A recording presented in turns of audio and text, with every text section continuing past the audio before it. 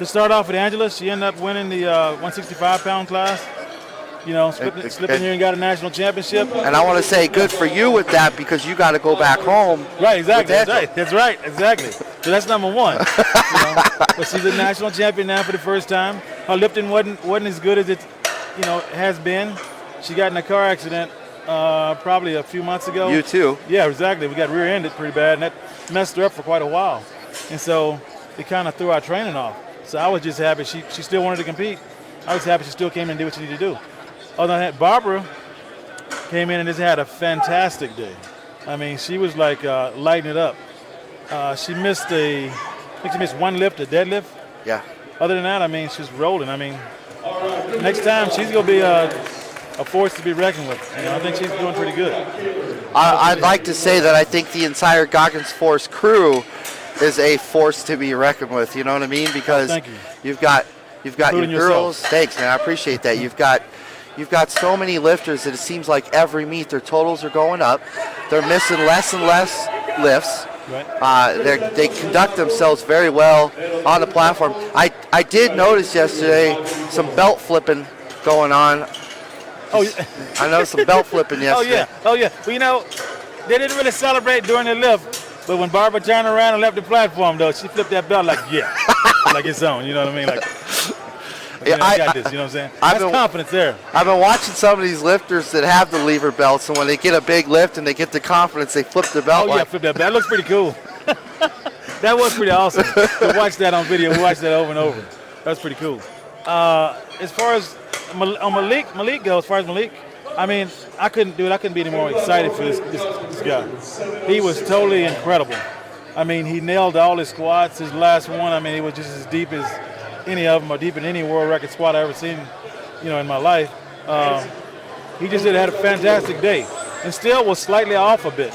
The goal on the deadlift was kind of, go for the all-time total world record. So he kind of went for it, and it kind of left himself. You put yourself out there like that, but I mean. But that was his thing. He said, I said, does a second attempt, lesser weight mean anything to you? He said, nope. I want this world record total. So, and I like that, in an athlete. They want to go for it. So, because he'd already won his class, so there's nothing else to be had. So just go for the big stuff. And he will eventually be number one. I think he will. And I don't see any reason. As long as he stays healthy and does what he needs to do, he'll be the number one at 198 and 181. I saw him last night. He's staying a couple rooms down from me. I was going to go to bed. He was standing in the hallway, and he said, "Hey man, that deadlift that I dropped," he said, "was I about there?" And I said, "Man, you were right about there. It looked like just as you pulled your hips through, you may have just kind of hit your hand against your thigh in the wrong position, and it just got out on you." Yep. He doesn't have a grip problem. No. The second attempt, I thought it hit his sleeves. Yes. And I told him to take his sleeves off. I made him take those sleeves off because they wasn't really doing any good. They were just like, they were just a loose pair, just like you were on your elbows. I'm like, you caught on that, you hung on, let's take it off. We took it off, and I thought he had a better shot at it, and he said it's got forward a little bit. And pull that way. He said, what about the last one? He said, was I right there? I said, Malik, you're right there. I mean, you had to take that jump from 6'11 to... Right, and that's the thing we got to talk about also. I mean, because I didn't really like doing that, but we got to get more consistent in how he trains the deadlift in a better way. I think we can improve some stuff there. So, I mean, that's pretty awesome. A guy at his level still can improve a lot to, nail down things, make things better. I mean, if he's just not consistent with his deadlift as far as how he feels about it. And to me, it needs to improve. So we're going to work on it and try to improve that. It's not like his squat and his bench. I mean, they're like butter. It's like boom, boom, boom. Deadlift, he don't feel his confidence, so he wants to open super, super light. But he has the power to pull, well over 700. Yeah. Just a matter of, got to get it down. He trains by himself a lot of times too. So when you train up there by yourself and you're trying to deadlift heavy, it's really hard to get focused to pull heavy weight. It is, and he's also a critical thinker. Yep. Exactly. One thing that I learned about him this weekend as we spent a lot of time together was he thinks a lot. Yep. He processes a lot of stuff. So when he's training alone, he's just training by feel, and he doesn't have anybody saying, "Man, that looks good. You've got this. Exactly. Let's go get it. Let's Exactly. He needs that. And I mean, I think, like I said, to have that problem, I guess, hey, I'm not going to worry about it because I think he's fine. He's going to be fine. When he can wreck that, and he's so young. When he can wreck that problem, just train his deadlift more consistently, you know, I think things will be better. And today you're handling John Rivas?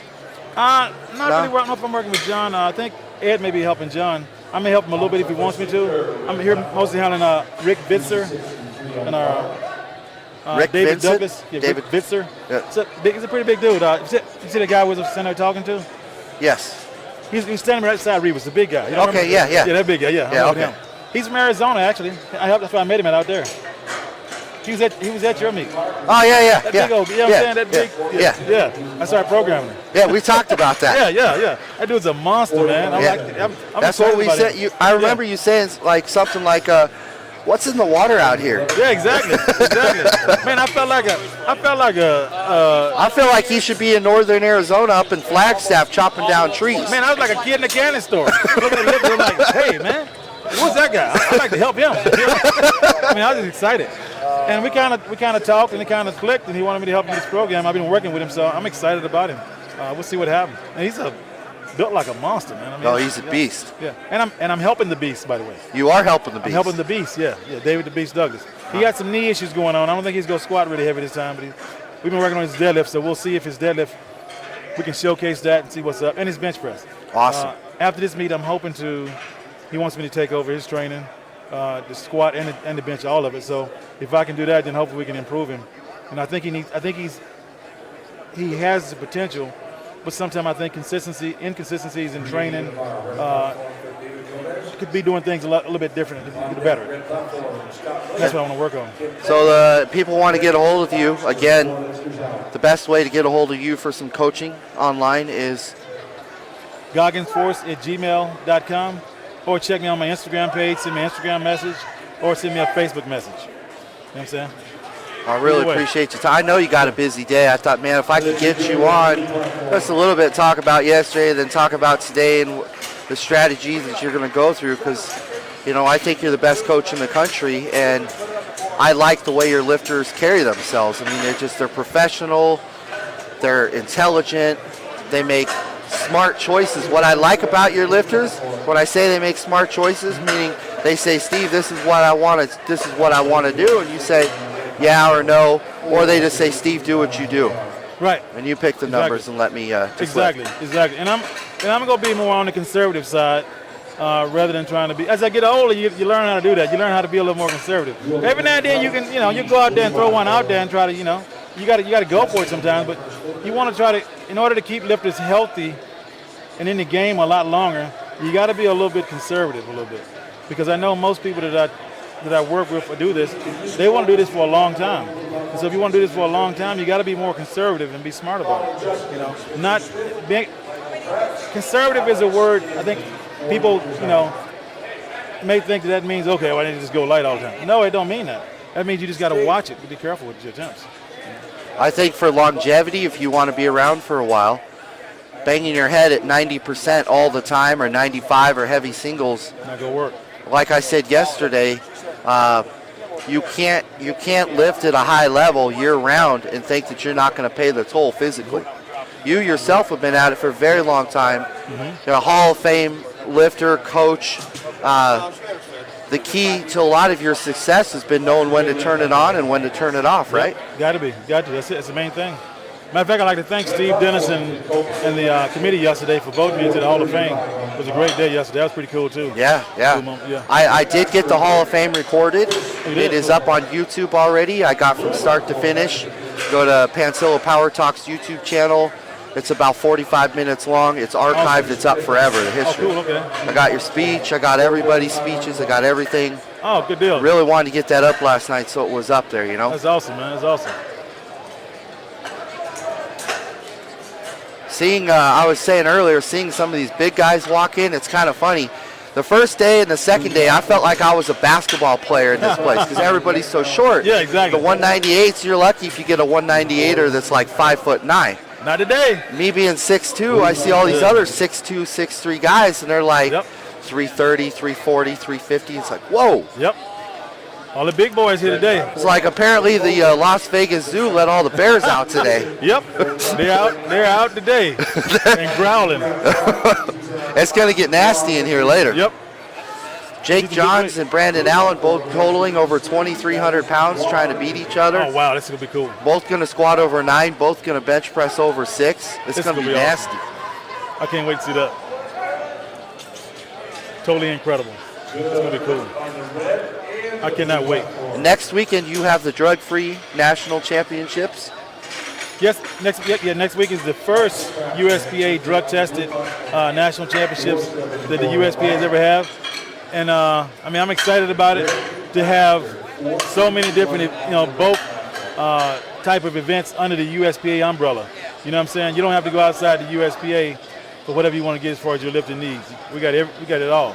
Knee wraps, classic raw, raw, single ply, multiply. You know what I'm saying? What other organization does that and does it at the level that we do it at? Yeah, and has referees that are holding each other accountable and at the highest standard too. Exactly. Exactly. I mean, a lot of good ones. So I'm excited about it. I'm very proud of the USPA, what they're doing. How's the turnout so far for that? Is it okay? Take it now? Is the turnout for next weekend? It's great, yes. Are you seeing a lot we're fine. of the drug-free lifters coming over now saying, "Oh, we've always liked the USPA, but we know we know they don't have a drug test, but now that there's a drug test, hell yeah, let's get it on." Exactly. It's a lot of faces that a few from the other organization, but a lot of them just are new people that wanted to lift there. You know what I'm saying? That's what they want. They came from all organizations, so it's pretty cool. I'm looking forward to it. We're looking at for the first year, I think we topped out right. We still got a couple more days. We got 120 plus lifters. For 2 days, that's fine. For the first year, I am ecstatic. That's good. That's very successful. That's awesome. Yeah. If you got 100 lifters back in the day at the Nationals, it was like a huge day. That was a big day. Yeah, big day. So I'm excited about it. Oh, and also I like to mention our other event. The Lee Haney Invitational? The Lee Haney Invitational. What I like for lifters to know is anybody for the invitation, anybody who wants to invite, to contact me and let me know. I can't invite every good lifter. I don't know who everybody is or keep up. It's hard to do that. So anybody who think they're good enough to lift on day 2, that pro day, hit me up, email me, contact me to get an invite. Because that's going to be a pro day is going to be a cash day. You know what I'm saying? All the money that gets in is going to go straight to the lifters. And we got a few sponsors also putting up some cash. So October? In October 28th and 29th. October 28th is the amateur day, and the 29th is the pro day. Pro day is by invite only. All they gotta do is hit me up, let me know. A lot of these lifters need to know it's gonna be money out there, and I probably won't get the top 10 lifters, so it's hard to get those because most of those guys are already competing like boss of bosses or something. So it'll be a lot of money up for grabs. They thinking that, I don't have a chance because I can't beat so-and-so. Well, so-and-so probably not even going to be there. Or so-and-so could have a bad day. That's right. Exactly. Anything can happen. Anything can happen, exactly. So come on out and support it.